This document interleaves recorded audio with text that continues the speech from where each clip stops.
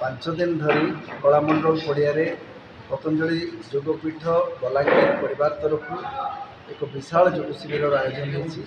ଏହି ଶିବିରକୁ ପ୍ରତ୍ୟକ୍ଷ ଭାବରେ ପରମ ପୂଜ୍ୟ ସ୍ୱାମୀଜୀଙ୍କର ଯେ ଅନନ୍ୟ ଶିଷ୍ୟ ପୂଜ୍ୟ ସ୍ୱାମୀ ପରମାର୍ଥ ଦେବଜୀ ପରିଚାଳନା କରିବେ। ଏଥିରେ ଯୋଗ, ଯଜ୍ଞ, ଆୟୁର୍ବେଦ, ସ୍ୱଦେଶୀ ବିଚାରଧାରା, ବୈଦିକ ଶିକ୍ଷା ସଂସ୍କାର ଏବଂ ଗୋସମ୍ପତ୍ତିର କିଭଳି संवर्धन एवं सुरक्षित गोसंपत्ति को रखा जाई परिबो से संपर्क में सूचना देवे।